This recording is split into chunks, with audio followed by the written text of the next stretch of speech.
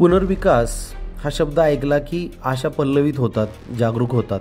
नवा फ्लॅट मिळणार, लिफ्ट मिळणार, पार्किंग मिळणार, सेवा सुविधा मिळणार आणि मग निर्णय घेतला, पुढे गेलं की मग काही महिन्यातच तिथे वाद निर्माण होतात.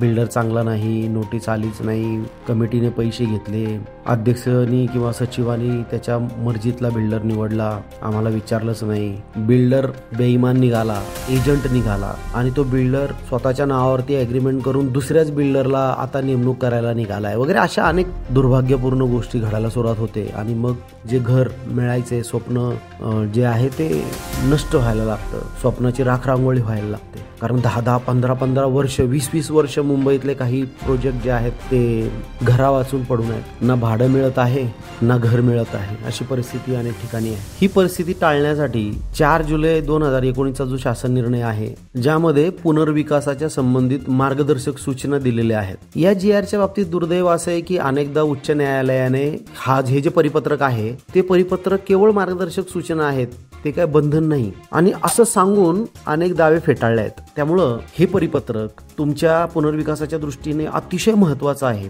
आणि जर तुमच्या सर्वसाधारण सभेने 4 जुलै 2019चं जे परिपत्रक आहे त्याचं तंतोतंत पालन करण्याचा ठराव केला तर समितीवरती ते बंधन राहील आणि उद्या कोर्ट म्हणू शकणार नाही की हे फक्त मार्गदर्शक सूचना आहेत. कारण तो संस्थेने सर्वसाधारण सभेने घेतलेला तो निर्णय असेल की आम्हाला या परिपत्रकाच्या नुसारच आमचं बांधकाम पुढे सरकलं पाहिजे, गेलं पाहिजे, झालं पाहिजे. मग हे बंधन समितीवर जर आलं तर समिती पळवाटा काढू शकणार नाही. त्यामुळं जर समितीने पारदर्शक काम करायचं असेल, सभासदांच्या हिताचं काम करायचं असेल, सभासदांच्या सहभागाने काम करायचं असेल तर ह्या परिपत्रकाचं तंतोतंत पालन झालं पाहिजे असा ठराव तुम्ही समिती तुमच्या सर्वसाधारण सभेमध्ये केला पाहिजे.